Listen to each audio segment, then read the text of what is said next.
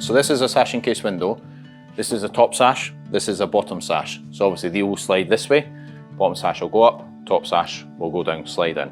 Now what we've done here is a full draft proof and renovation of the window. So what involves here is we plane back and take off all the paint on the flat edges inside the window, outside the window, along the edge here as well. Any putty that's loose, we chip out the putty and replace it with new stuff. Top sash again as well, we sand all the flat edges on inside and outside the window as well. This area here, what happens here on single glazed windows, a lot of condensation sits in this area here, and you can see that doesn't actually look too great.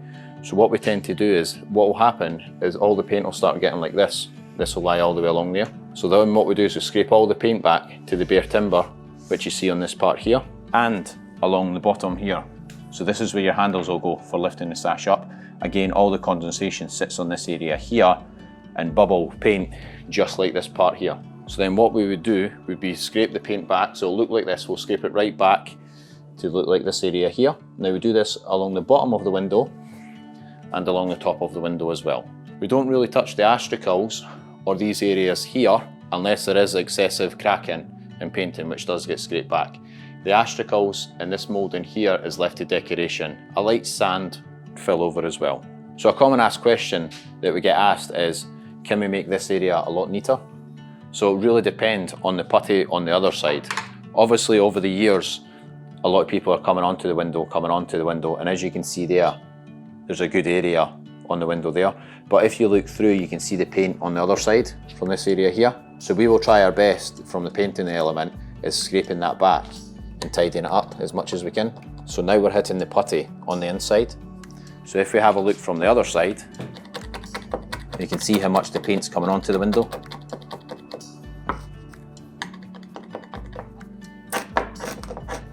You can see straight away how much paintworks came onto the window there. So we can only take that back as far as the putty, and this area here is just where the putty's sitting there. So unless we strip all the putty out, we wouldn't get this 100% nice and tight back the way. We could only tidy it up the best we can, which to me, we can take that back in a lot better. On a new window, everything here is nice and sharp and nice fine line. On old windows like yourself, we can't guarantee to be a nice straight line. It'll really depend on the putty from the other side. So as you can see on this area here, how much the paint has come up onto it. So again, we will take this back and tidy it up, but it'll really depend on the putty on the other side here.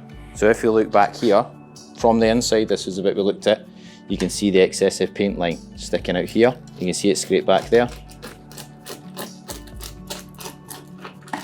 You can see how much the paint lines came onto the window. So then what we would then do is just scrape it back, and that takes it back from there. This will be tidied up right all the way up here, along the top and down again. We don't strip out all the putty. Any loose putty is taken away and new stuff's put back in again. So this is a renovation of the window. We then draft proof the window, which consists of, if you're looking at it from the inside your window, there'll be parting beads stuck up the side on the window, a router draft proofing strip along the middle, and again along the bottom of the window, along the mid rail, and then again along the bottom rail. Any imperfections in the timber or any holes are two-part filled, sanded, and then what we then apply is a primer coat, an undercoat, and then a top coat on the inside and on the outside of the window as well. The case which holds the window, which we'll look at later on, we burn the paint off right all the way back, inside and outside. The mastic, which holds the window, we scrape all the mastic out, refoam it back up again, and then apply a linseed oil sand mastic to the window as well.